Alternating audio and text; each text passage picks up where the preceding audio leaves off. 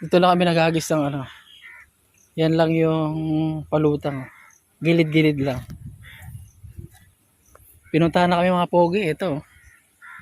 May mga taga ano sa amin dito. Si Lester nag-prepare. Oh. Naubos yung ano niya. May kumakagat na Les oh. May kumakagat na.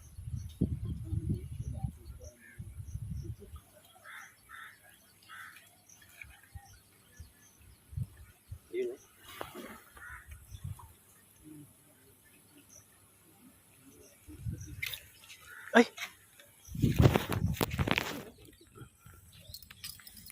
Ay. Natanggal oh. Hindi, ano tanggal? Oo. Damputin mo na. Wala bang tusok yan? Walang ano yan. Putol oh, buti nakalusot oh. Putol yung ano, nakabitaw siya. Ito oh. Ayan oh, damputin mo, ito. Pwede, wala bang, hindi ba nakagat? Hindi, walang kagat yan. Nasaan na? Ayan oh. Ayun oh, ahas. Ayun oh, laki oh. Oy, baka ano yan, baka tumalo pa. Walang kagat yan, yan oh. Walang kagat yan. Yun oh, yun palos oh. Dali oh, palos. Palos. Nakapalos agad. First time. Paano to? Pogi.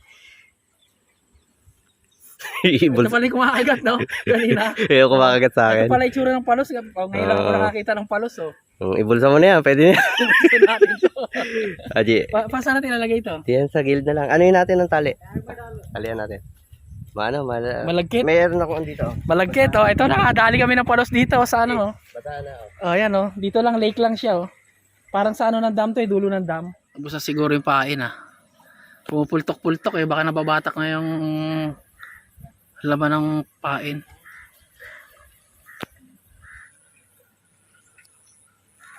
Si kuya oh, kasama namin namimigit dito.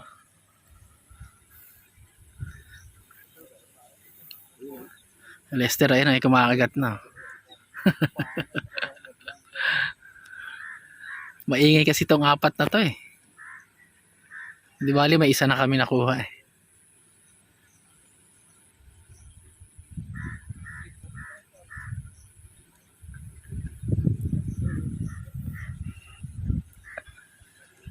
Nakahuli si Lester oh. Palos din nadali ng Lester oh. Oh, pares kami nadali, palos. Ahas yan oh. Oh. Ayan oh. Baka makawala pa, yan mo na. Haba. Parehas ng isa. Palos. Saan mo nilagay yung ano, huli natin? Ayun, nasa iba to, nakaano.